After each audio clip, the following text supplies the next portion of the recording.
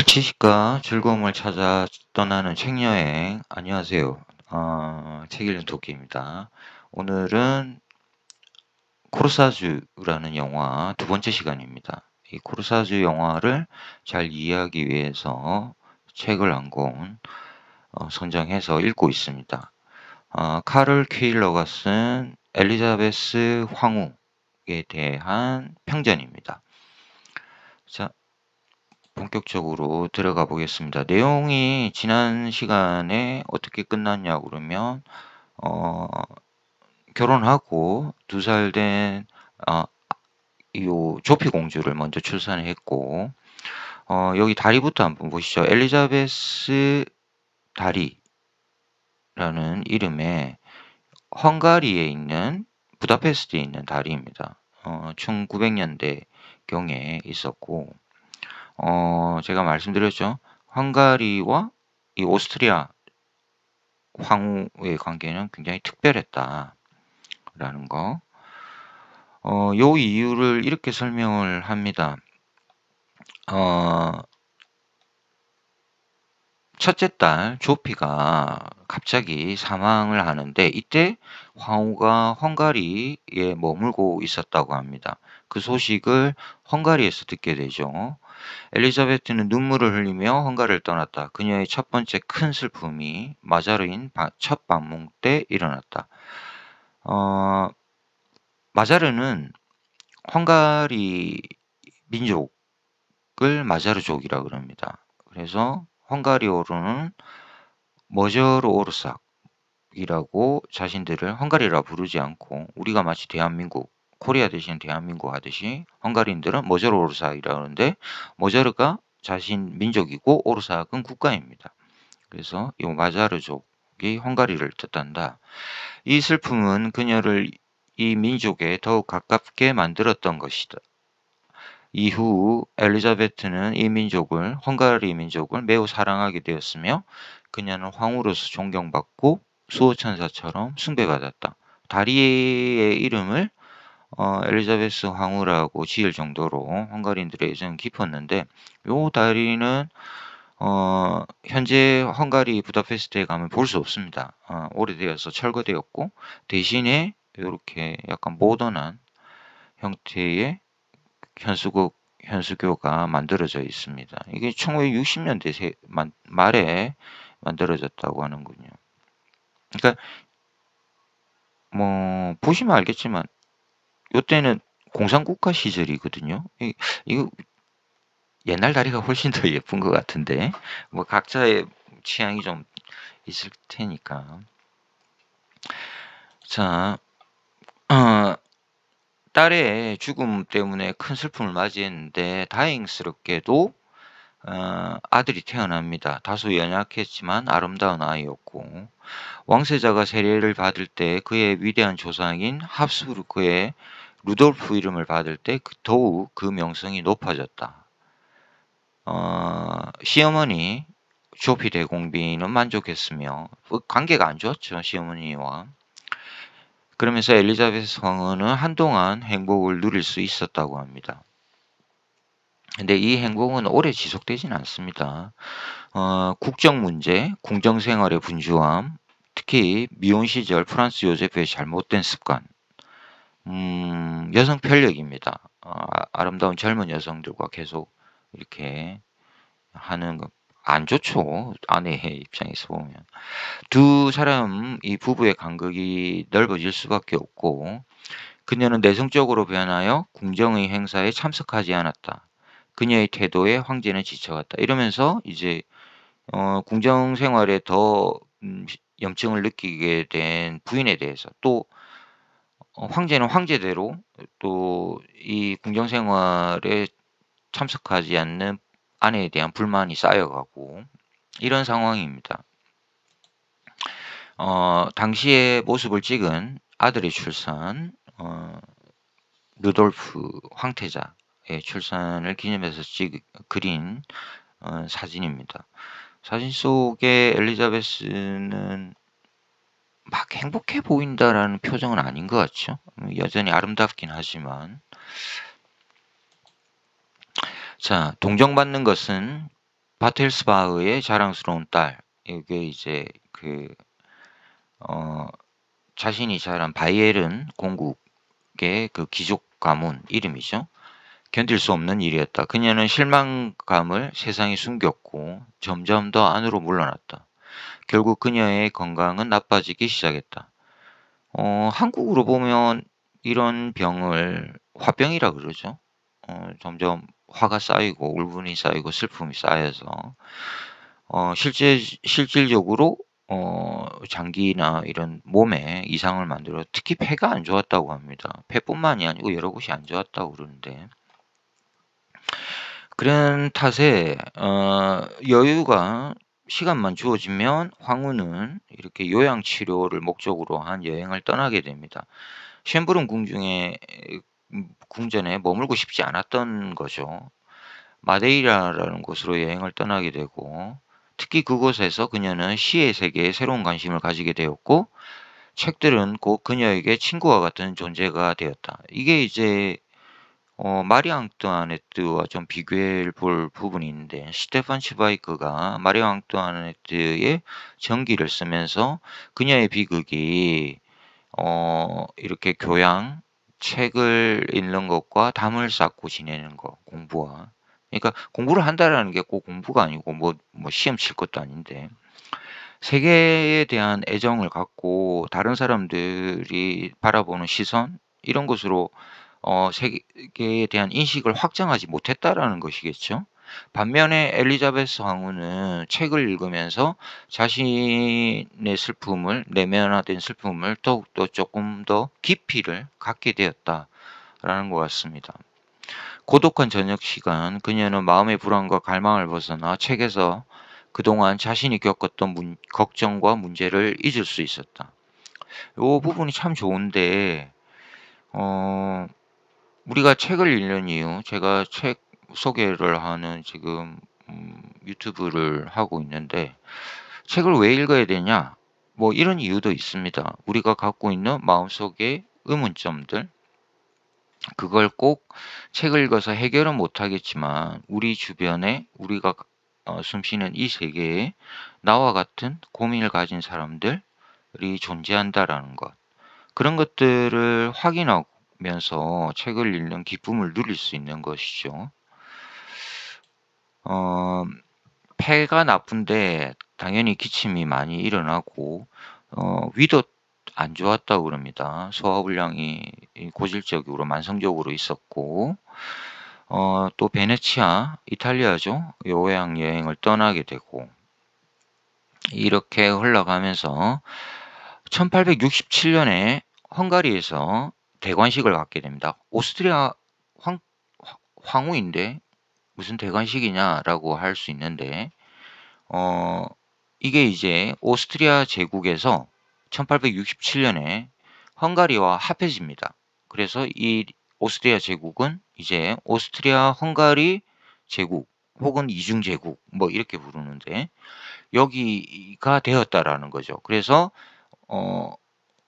엘리자베스 황후는 마침내 헝가리의 오스트리아의 황후이자 헝가리의 왕비까지 되는 상황입니다. 그걸 기념해서 그린 그림입니다. 화려하죠. 대관식이 있었고 대공비 조피 시어머니는 더 이상 지배적인 존재가 아니었다. 이 시어머니의 둘째 아들 그러니까 자신 남편의 동생이죠. 남동생 막시밀리안이 멕시코에서 마지못해 왕위를 수락한 후 멕시코가 이제 이 제국의 그 식민지였던 거죠. 저기 스페인 합스부르크 영향은 같이 있습니다. 예, 뭐 좀 복잡하니까 설명은 넘어가도록 하고 이 막시밀리안이 1867년에 사형을 선고받고 총살을 당합니다. 그러면서 이제 시어머니는 완전히 무너지고 맙니다. 이 이야기도 상당히 깊어서 많은 이야기들을 남기고 있는데 풀바디의 점심으로 잘 알려진 에두아르 마네가 그린 막시밀리안 황제의 처형입니다. 유명한 그림이고 이 그림은 이름 까먹었네요. 아무튼 넘어가도록 하고 이 막시밀리안의 이 처형과 관련된 그림들이 꽤 다른 그림들이 많이 있습니다.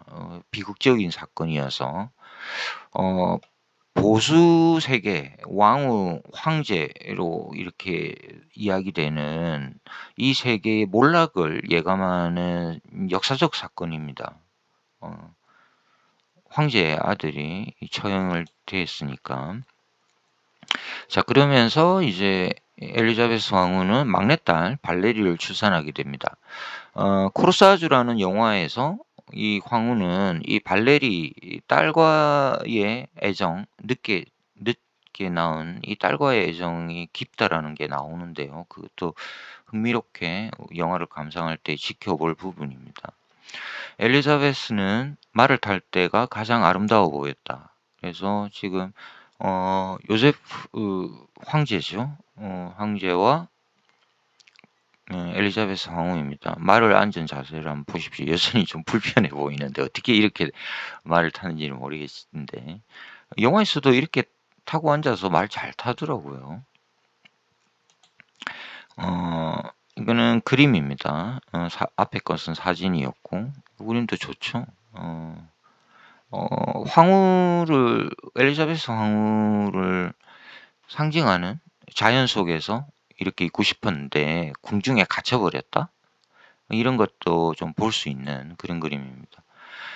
1873년이 되어서 황제 요세프 황제가 즉위한 지 25주년이 됩니다. 그러면서 점점 이 황후는 대중들한테 특히 비엔나의 모습을 보이지 않습니다. 계속 요양치료를 핑계는 아닌데 외국으로 떠돌았고 외국이 아니죠. 제국의 영토로 이탈리아를 가거나 그러면서 이제 엘리자베스 황후에 대한 평판이 나빠지기 시작합니다. 그녀는 차갑고 거만하다고 여겨졌고 무정하고 무관심하다고 비난받았다. 그녀는 이 사실을 잘 알고 있었고 이 때문에 그녀의 우울은 더욱 가중되었다고 합니다. 1878년 오스트리아가 보스니아와 헤르츠고비나를 이제 점령해 버립니다. 제국 속에 넣어버린 거죠. 민족도 다르고 국가도 다릅니다. 보스니아 헤르체고비나 발칸반도에 있는 땅들이죠. 나라인데 이게 중요한 게 1878년에 오스트리아가 여기 이 땅을 보스니아 땅을 점령해 버린 것이 결국은 1914년 일어나는 1차 세계 대전으로 이어지는 거죠. 이 비극적인 사건으로. 아무튼 이때 전쟁을 통해서 이제 이 점령을 해 버렸고 이때 황후가 이 전쟁에 참여한 부상병들을 많이 돌봤다. 그래서 또 이제 평판이 조금은 달라지고 그래서 자선 활동, 헝가리에 대한 사랑, 가난한 민중 돌봄 이런 이 양가적인 모습이 있었다라는 거죠. 한편에서는 비난하고 한편에서는 또 민중들을 사랑하는 황후로서 어머니로서의 황후로서 또 존경받았다라는 이야기입니다. 황태자 루돌프 유일한 아들이죠. 성장해서 결혼을 하게 됩니다. 그녀는 아들이 젊은 시절 아버지와 마찬가지로 민감하고 쾌락을 사랑하는 성향을 가지고 있다는 사실을 잘 알고 있었다. 아버지가 바람둥이였는데 아들도 약간 그랬던 것 같습니다. 벨기에 공주 스테판이라는 여성과 17살인 이 공주와 결혼하게 되는데 문제는 엘리자베스가 이 결혼을 굉장히 반대했다고 합니다. 이 스테판이라는 공주는 성향이 엘리자베스 황후 시어머니와 굉장히 달랐다고 합니다. 엘리자베스 황후가 이 궁중 생활의 화려함에 대해서 적응을 못한 반면 스테파지는 되게 욕심이 강했고 이런 사교 생활을 하는 것 그리고 권력을 가진 사람으로서 자신의 권력을 누리는 것을 굉장히 좋아했다고 합니다. 결혼식 도중 그녀는 끝내 자제력을 잃어버렸고 격렬하게 울음을 터뜨렸다. 이건 좀 심하죠. 아들이 어쨌든 결혼을 했는데 정략 결혼이든 어떻든 그렇다고 뭐 결혼식에 울음까지. 이 모습이 그녀가 빈에서 대중에게 드러낸 마지막 모습이었다고 합니다. 황후의 이야기 직접 들어보시죠. 제가 사람들에게 요청하는 바는 제가 평화롭게 지내도록 내버려 두는 것이에요. 황후의 아름다운 모습을 그린 그림이고, 주목해서 볼 거는 이 긴 머리가 보이시죠? 아름다운 밤색의 긴 머리. 이거 영화에서 자르는 장면이 나옵니다. 이 우울을 견디지 못하고 자신이 아끼는 이 머리를 자르는 거죠. 자, 여기서 우리가 조금 다른 부분으로 넘어와서 엘리자베스 황후를 한번 보겠습니다. 그림 속의 젊은 남자는 그 유명한 독일의 철학자입니다. 지금 눈 좀 보신 분들은 빨리 읽으셨겠지만 여기 보이시죠? 아버지 쇼펜하우어, 어머니 쇼펜하우어. 쇼펜하우어입니다. 철학자, 염세 철학으로 알려진 쇼펜하우어의 철학을, 이제 오늘은 쇼펜하우어 철학을 알리는 시간은 아니니까 쇼펜하우어에 대해서는 제가 정보 설명을 생략하고, 오늘 볼 부분은 쇼펜하우어의 책을 한번 볼 건데 아주 간단한 것만. 이분이 염세 철학으로 자로 많이 알려져 있는데, 염세라는 건 세상을 싫어한다라는 거죠. 근데 이분이 대중에게 이름을 알린 것은 그 염세 철학이 아니고 이 Wisdom of Life라고 해서 생의 지혜, 해서 우리한테는 쇼펜하우어의 인생론으로 이렇게 번역되어서 나오고 있습니다. 이 책으로 유럽에서 베스트셀러가 되고 이 쇼펜하우어의 이름이 높아집니다. 헤겔과 경쟁식을 가졌는데 마침내 뭐 헤겔급은 아니지만 그래도 명성은 많이 올랐다라는 거죠. 이 책으로. 이 책의 아주 간단한 내용만 하나 보겠습니다. 자, 인간의 세계란 무엇보다 각 개인이 세계를 어떻게 인식하느냐에 따라 달라진다. 쇼펜하우어의 이야기입니다. 세상을 보잘것없거나 재미없고 평범하게 느낄 수도 있고 풍부하고 재밌고 의미있게 볼 수도 있다. 제가 이걸 보는 거는, 우리는 지금 엘리자베스 황후의 인생을 보고 있는데 엘리자베스 왕후는 끊임없이 우울과 슬픔, 절망 이 속에서 살았다라는 겁니다. 이 우울과 불행이 어디서 왔는가 한번 보려고 쇼펜하우어를 가져왔습니다. 우리가 정말로 부러워해야 할 것은 경험에 깊은 의미를 부여하는 해석력이다. 사물을 어떻게 바라보느냐에 따라서 그 사물의 의미, 가치가 달라진다라는 이야기인 것 같습니다. 같은 경험을 해도 예리한 두뇌의 소유자들은 매우 흥미롭게 해석하는 반면 경박하고 평범한 두뇌의 소유자들은 그저 그런 세상사의 한 장면으로 간과해버린다. 어느 정도 동의할 수 있는 내용이죠. 한 사건을 두고 그 사건을 어떻게 바라보느냐에 따라서 그 사건이 완전히 달라진다라는 이야기입니다. 천재는 보통 사람보다 예리한 정신력을 지녔다. 아리스토텔레스는 철학이나 정치, 문학, 예술 같은 분야에 뛰어난 사람들은 모두 우울하다고 말했으며 이는 정확한 지적이다. 자, 쇼펜하우어가 아리스토텔레스가 한 이야기를 하면서 이 특별한 이야기를 들려줍니다. 자, 철학이나 정치, 문학, 예술 같은 분야에 뛰어난 사람들은 모두 우울하답니다. 행복한 게 아니고. 이 지점이 굉장히 특별하다라는 겁니다. 자, 이런 지점을 조금 뒷받침하기 위해서 제가 이전 영상에서 올렸던 존 쿠시의 폴란드인 소설을 한번 보겠습니다. 쇼팽의 연주자 비톨트가 하는 이야기입니다. 주인공. 누구라도 행복할 수 있지만 불행하기 위해서는 특별한 사람이어야 합니다. 나처럼 특별한 사람이어야 합니다. 이게 잘못 들으면 굉장히 거만하게 들릴 수 이야기일 수 있습니다. 행복은 누구나 누릴 수 있지만 불행은 특별한 사람이어야 되고 이 불행 자체도 사실은 특별한 것이라고 합니다. 왜 불행하냐? 나는 쇼팽 연주자다. 예술에 뛰어난 사람이다라는 이야기입니다. 이거는 이제 조금 상황에 따라서 다를 수 있는데 저는 젊었을 때는 이런 의견에 별로 동의를 못 하다가 요즘 나이가 들어가면서 약간 보수적이 돼 가나? 이런 생각들에 좀 동의가 되고 있습니다. 뭐 좀 심하게 말하면 평범한 사람들, 보통 사람들은 우울을 못 느낀다. 왜? 그냥 만족하기 때문이라는 거죠. 그러니까 우울이라는 것은 굉장히 좀 특별한 것이다라고 이야기하고 있습니다.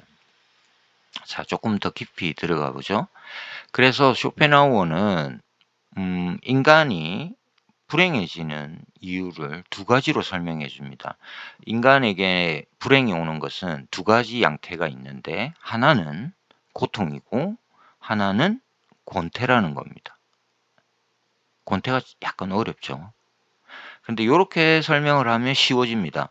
자, 쇼펜하우어의 설명을 들어보죠. 하류층은 궁핍, 즉 고통에 와서 투쟁하며 살고 상류층은 끊임없이 권태와 투쟁하며 산다. 역시 쇼펜하우어다운 이야기인데, 자, 하류층에게는 가난이 가져오는 고통이 불행을 가져오는 것이고 상류층은 경제적인 궁핍은 아니라는 거죠. 그 상태가 없는데 불행이 오는데 이 불행은 권태와 온다라는 겁니다. 권태를 통해서. 이게 제가 볼 때 엘리자베스 황후의 불행과 깊은 관련을 맺고 있다라는 겁니다. 유명한 소설 두 권을 가지고 제가 한번 이걸 해석해 봤는데 맞는 것 같습니다. 왼쪽의 소설은 그 유명한 표도르 도스토옙스키의 제와벌입니다. 그리고 옆에는 오른쪽에는 조리스 카를 루이스망스, 제가 좋아하는 프랑스 유미주의 작가가 쓴 대표작 거꾸로입니다. 자, 요걸 보시면 제와벌은 좀 많이 알려져 있죠. 라스콜리니코프라는 청년이 러시아 민중들의 고통스러운 장면을 보고 고리대검업자인 노파를 도끼로 때려 죽입니다. 그리고 그들의 돈을 뺏어서 민중들한테 가난한 사람들한테 나눠주는 게 더 옳은 행동 아니야? 굉장히 문제적인 시각을 갖고 접근하는. 그래서 이 제와벌을 읽으면 가난한 사람들의 고통을 읽을 수 있습니다. 인간은 왜 불행한가? 가난하기 때문이다라는 거죠. 그걸 아주 적나라하게 알려주는 소설이고, 권태가 인간에게 불행해진다라는 것을 설명하는 가장 좋은 소설로 제가 가져온 게 이 거꾸로, 위스망스의 거꾸로입니다. 짧게 내용을 설명을 드리면, 귀족 출신의 청년, 대제생트라는 이 귀족 청년이 이 세상의 염증을 느끼고 자신의 성에 칩거합니다. 그 성에 들어가서 일정 기간 동안 여러 가지 이상한 짓거리를 합니다. 뭐 거울을 사모은다든지, 뭐 책을 뭐 분석한다든지, 장식을 한다든지, 꽃을 키운다든지, 보석을 모은다든지, 여러 가지 방식으로 삶의 유희를 꾸려가는데 그러면서 미를 추구하는 거죠. 아름다움이란 유미주의자답 소설답게 궁극의 아름다움, 미를 추구해 가는데 그 어떤 것도 만족이 되지 않습니다. 결국 주인공 대제생트는 실패하고 맙니다. 궁극적인 미를 발견하는 데 실패하고 자신이 발견한 것은 권태만 남습니다. 자신이 불행하다는 것을 확인하면서 그냥 뭐 어영부영 소설이 끝나버립니다. 유미주의 소설 특유의 그 결론인데 이 대제생트는 의 불행은 권태에서 온다라는 것입니다. 권태로움. 근데 제가 왜 이걸 길게 설명하냐면 현대성은 인간의 불행은 이 두 가지를 다 가지고 있다라는 겁니다.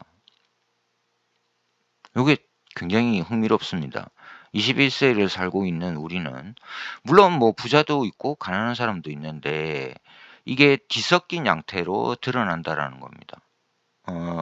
한쪽에서는 분명히 이 궁핍이 있겠죠. 그리고 또 권태도 있고. 이걸 잘 생각해 보시면 어떤 사람은 권태와 궁핍이 같이 드러납니다. 이걸 굳이 뭐 구별할 수 있나?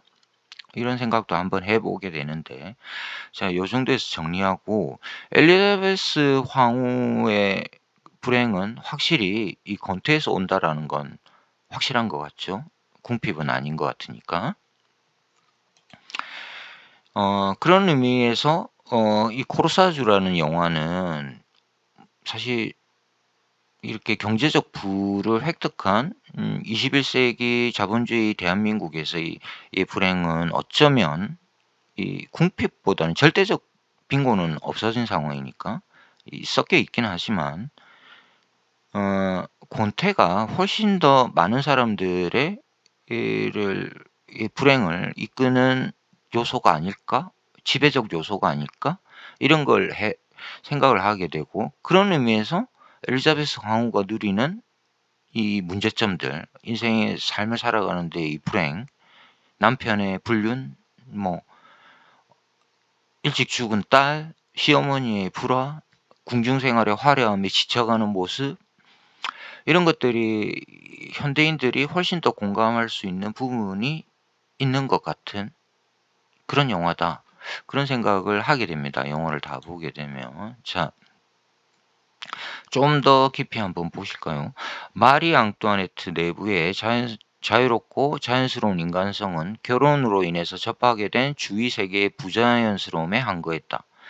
무거운 스커트 버팀새와 답답한 코르셋으로 대표되는 부자연스러운 장중함에 한가하여 싸웠다. 이 이야기는 스테판 츠바이크가 쓴 마리 앙투아네트 평전에 나오는 내용입니다. 그러니까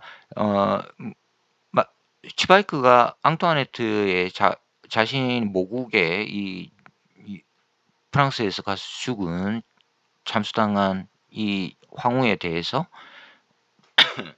애정을 갖고 있죠. 그녀는 수천 개의 창문이 달린 장엄한 베르사유 궁전에서 언제까지나 자신을 이방인으로 느끼고 있었다. 동정심, 연민을 느낍니다. 근데 이 연민을 그 코르셋으로 비유하고 있습니다. 그래서 마리 앙뚜아네트가 입은 그 의복입니다. 코르셋으로 허리는 꽉 짜여져 있고, 어떻게 해서 이렇게 벌리는지 모르겠지만 뭐 철을 심었겠죠. 이게 이제 왕비나 황후라고 해서 무조건 행복한 것은 아니라는 이야기인 거죠. 그래서 어느 정도 이 영화의 제목이 코르사주, 이 엘리자베스 황후의 삶을 그린 것도 코르셋입니다. 라는 것도 이제 공통된 마리 앙뚜아네트와 일치된 부분이 있다. 마리 앙뚜아네트가 베르사유 궁전에 갇혀서 살았다면, 엘리자베스 황후는 이 합스부르크와의 쉔브른 궁전에 갇혀서 답답한 생활을 했다. 이거는 현대의 모습이고, 이 엘리자베스 황후가 살던 시대의 이 쉔브른 궁전입니다. 화려합니다. 그죠? 그래서 요 영화를 한번 요렇게 보시면 이제 좋다. 이게 자살하는 장면이 창문에서 뛰어내리는 자살 시도까지는 아니지만 그래도 뭐 고통을 못 이겨서 하는 장면이 나옵니다. 한번 보시면 좋을 것 같고, 이 황후가 불행을 이기는 자신의 이 권태로 비롯된 이 불행을 이기는 방식을 이제 여행으로 푼다고 그랬죠. 그러면서 이 황후는 지적 호기심을 갖게 되고, 그러면서 다양한 언어를 배우게 됩니다. 헝가리어를 모국어처럼 이야기하기도 되고, 이탈리아어도 배우게 되고, 특히 중요한 거는 문학적 취향이 이때 많이 생기게 된다고 합니다. 그러면서 이 합스부르크가로 대표되는 오스트리아, 독일, 이 신성 로마 제국 문화는 문학보다는 확실히 이제 음악, 특히 이제 미술보다는 음악 쪽에 더 가깝다고 합니다. 그래서 우리가 지금 제가 황후의 그림들을 많이 보여주고 있는데 이 엘리자베스 황후의 그림들은 좀 남아 있는데 이 합스부르크 왕가를 그린 그림들이 별로 없다고 합니다. 이들은 미술보다는 확실히 음악 쪽의 취향이 더 강했다. 그래서 뭐 바흐, 뭐 베토벤, 이 모차르트 이렇게 대표되는 다 독일이잖아요. 비엔나고 활동 무대가. 빈이 또 음악의 고장이고 그래서 엘리자베스 황후도 리스트나 당대의 쇼팽 재밌죠? 우리가 존 쿠시의 그 폴란드인 읽었는데 쇼팽 또 쇼팽이 친구인 바그너 헝가리인이죠. 이런 사람들 음악가들과 우정을 맺었다고 합니다. 엘리자베스 왕후가 이들을 지원해 줬고 또 문카치는 이 헝가리의 가장 유명한 당대의 유명한 화가입니다. 리얼리즘의 대가이고 요즘은 인기가 별로 없는데 당대에는 뭐 에드와르 마네 이런 사람들은 비교도 안 될 정도로 유명한 대가로 인정받았습니다. 그리고 배우들과 연극 배우들과 또 우정을 맺었다고 하고 자 여기 한번 보시죠. 제가 쇼펜하우어를 잠깐 소개해 드렸는데 그 이유가 있습니다. 엘리자베스 왕후는 쇼펜하우어 전집을 현대 그리스어로 번역했다고 합니다. 대단하죠. 그리스어에 관심을 가져서 자기는 독일어 쇼펜하우어의 글들은 저작들은 다 독일어 쓰여 있죠. 이 독일어를 현대 그리스어로 번역까지 했답니다. 루소와 볼테르의 열렬한 연구자였다. 이 말은 프랑스어에 능숙했다라는 겁니다. 계몽주의자들. 하이네에게서 독일 낭만주의 시인 대표자이죠. 감동받았고 셰익스피어 영어도 잘했습니다. 바이런 영국 대표적인 낭만주의 시인을 존경했다 그러고 특히 셰익스피어의 햄릿을 그렇게 좋아했다고 합니다. 그러니까 확실히 마리 앙뚜아네트가 가졌던 이 교양, 무교양, 인문학에 대한 애정이 없는 뭐 알아보지 못한 것과는 다르게 엘리자베스 황후는 인문학과 예술에 굉장히 깊게 관심을 가지고 자신이 직접 번역까지 할 정도로 했다고 합니다. 그럼에도 불구하고 병은 낫지를 않습니다. 신경쇠약과 우울증, 특히 신경염, 이제 고통을 받았고 이 때문에 헤로인에 중독이 됩니다. 당시에 진통제로 헤로인이 우리는 지금 마약이라고 알고 있는 이 약물이 쓰였다고 하고 이 헤로인에 중독되는 모습이 코르사주 영화에 잘 드러납니다. 뭐 불면증은 기본이죠. 우울증을 앓는 사람들한테. 불행했습니다. 자, 이런 불행에 더하여 황태자가 죽는 자신의 아들이 죽는 큰 슬픔이 닥쳐옵니다. 성장해서 딸은 2살 때 죽었다지만 큰아들이 이 유일한 외아들이 성장해서 결혼했는데 사망하게 됩니다. 한번 보시죠. 황태자가 빈 근처 비엔나 사냥용 별장에서 며칠 보내다가 머리에 끔찍한 부상을 입고 침대에서 숨진 채 발견됩니다. 같은 방에는 그가 사랑했던 어린 소녀인 베체라 여남작의 시신도 있었다. 두 남녀의 죽음인 것이죠. 두 사람이 자살했다고 믿기 어려웠기에 루돌프가 살해당했을 가능성을 시사하는 정황들이 있다. 그 외의 것은 모두 추측에 불과하다. 이게 무슨 이야기냐면 이 끔찍한 사건은 미스터리로 역사에 남습니다. 황태자 제국을 물려받을 이 황태자가 죽었는데 이 죽음이 미스터리 속에 남아버린 거죠. 자살이냐 타살이냐 이게 해결이 되지 않습니다. 유일한 우리가 알 수 있는 팩트는 어쨌든 사냥 그 별장의 침대에 아내가 아닌 다른 여성과 누워서 동반 자살 자살처럼 보여지는 또는 타살처럼 보여지는 상태에서 죽었다라는 겁니다. 소식을 접하고 간 황태자와 이 황제와 황후의 모습입니다. 특히 뭐 엘리자베스의 슬픔은 말할 것도 없겠죠. 어머니인 엘리자베스의. 그러다가 또 요게 92년이니까 3년 뒤네요. 어머니가 이 바엘은 궁의 친정어머니죠. 가 사망했다는 소식을 듣게 됩니다. 그녀는 이제 책도 놓아버립니다. 이 슬픔을 견디지 못하고 책보다 고독을 더 가까이 하기 시작했고 그녀 자신만의 상상 속에서 시간을 보냈다. 이제 거의 중년을 넘어서고 있죠. 노년으로 다가서는.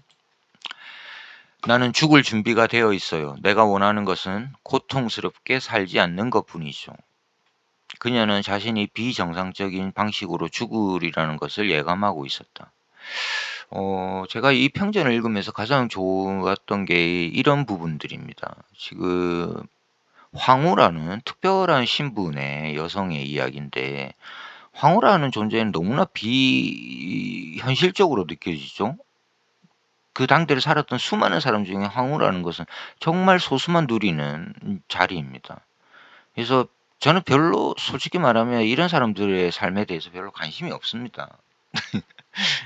역사적인 사건이니까 이렇게 들춰보는 것뿐인데 근데 어쨌든 이들도 다 같은 한 인간으로서 필멸, 죽음이라는 것을 피해갈 수 없는 존재라는 것에서는 우리가 이제 살펴볼 부분이 있다는 것이고 특히 엘리자베스 황후가 중년이 넘어가고 인간이 겪는 고통, 딸이 죽고 성장한 아들이 죽고 또 어머니가 죽고 자신은 우울증, 남편의 무관심, 그러면서 자신이 원하는 것은 고통스럽게 살고 싶지 않다. 고통을 피하고 나는 죽음이 두렵지 않다. 사실 이건 많은 사람들이 공감할 겁니다. 나이가 이제 점점 들어가면서 노년이 되면서 죽음 그 자체가 두려워할 사람은 별로 없을 거라고 저는 현대인들은 생각하는데 죽음보다 현대인들이 무서워하는 것은 죽음에 따라오는 질병이 가져오는 고통인 것이죠. 그런 점에서 무척 이 부분들을 이제 동감하면서 읽을 수 있었습니다. 이 책을. 1897년에 또 여동생 조피마저 유일하게 자신과 의견을 나누던 이 조피가 또 화재 사고로 사망했다라는 소식을 접하게 됩니다.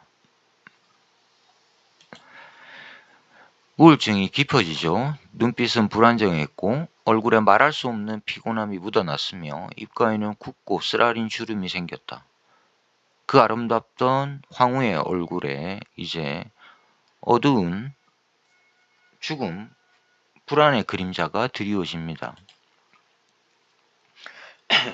그리고 마침내 1898년 6월 10일 정오가 됩니다.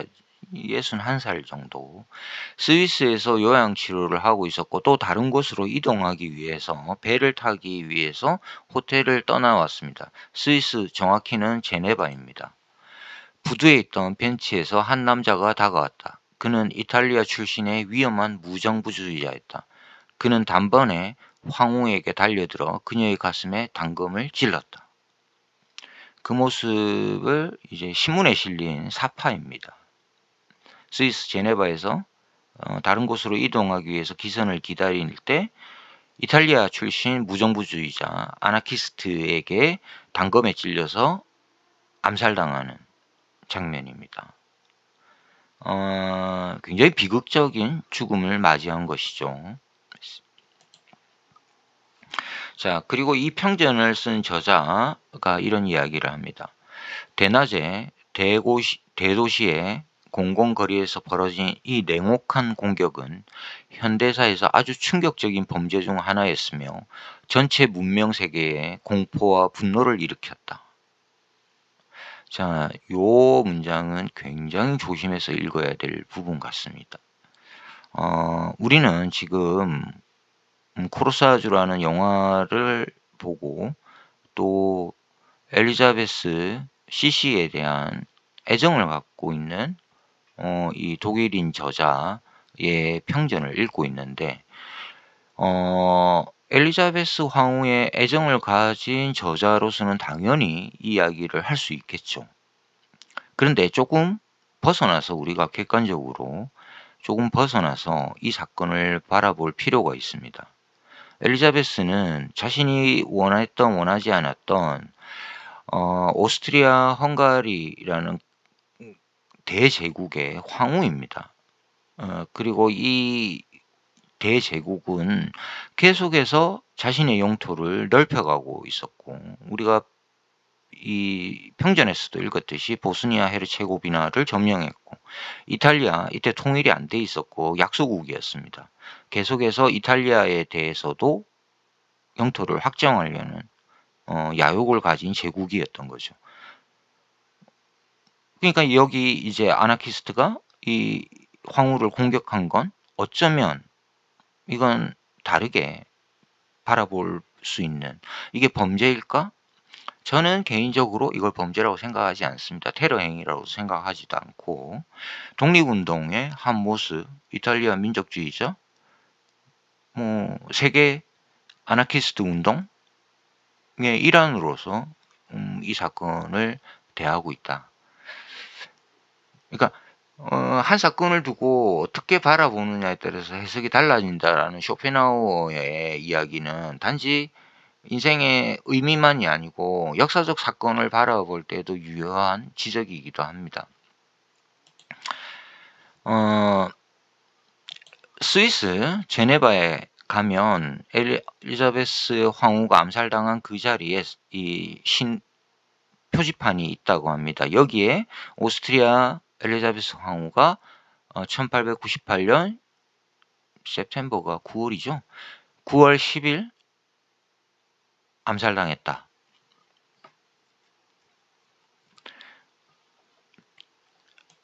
볼 수 있고요.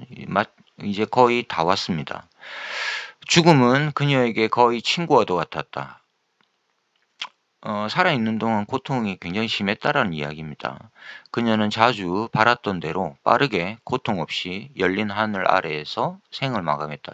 신문을 보면 당시 신문에 난 기사를 보면 단검에 찔렸는데 엘리자베스 황후가 한 이야기는 옆에서 시중을 드는 사람이 달려와서 물었는데 이제 아프세요? 고통 이제 칼이 찔렸으니까 그랬더니 이게 뭐지? 이렇게 자신이 당한 상황을 잘 이해하지 못했다고 합니다. 이 황후가. 그리고 이제 병원에 실려가서 사망하게 되는데, 글쎄요, 칼이 찔린 것도 엄청난 고통이겠죠. 자, 그리고 사진은 오스트리아 황후의 죽음을 애도하는 장례식의 한 모습입니다. 제국답게, 유럽의 강대한 제국답게 이 장례식도 화려하게 치러졌습니다. 자, 사진은 엘리자베스 황후가 좋아했던 그 헝가리 부다페스트에 있는 마티아스 성당에 있는 엘리자베스 황후의 이 조각입니다. 그래서 엘리자베스 황후는 헝가리는 기독교 카톨릭 이 국가입니다. 그리고 이 성당의 수호 성인으로서 거의 이 헝가리를 지켜주는 황후로서 이렇게 헝가리인들 마음속에 남았다. 좀 특이합니다. 그죠? 다른 나라에, 그러니까 엘리자베스 황후와 헝가리의 관계, 또, 이런 것들, 여러 가지들을 읽을 수 있는 그런 내용이었습니다. 영화고 평전이었다. 황후열을 그린 그림 중에서 오늘 소개할 마지막 그림입니다. 굉장히 유명한 그림이기도 하고 1865년에 이 화가가 그린 그림입니다. 황후의 그림. 세계에서 가장 아름다운 황후 엘리자베스. 그렇지만 그녀의 삶은 그 아름다움과는 달리 굉장히 불행 속에서 이루어졌고 죽음도 비극적으로 끝이 났다. 이런 걸 볼 수 있었습니다. 자, 이렇게 해서 오늘 지식과 즐거움을 찾아 떠나는 책여행, 책 읽는 토끼, 영화 코르사즈와 책 시시 엘리자베스 오스트리아의 황후 평전을 읽었습니다. 네, 지식과 즐거움을 줬는지 살짝 걱정이 되네요. 네, 오늘 이렇게 해서 마치도록 하겠습니다. 감사합니다.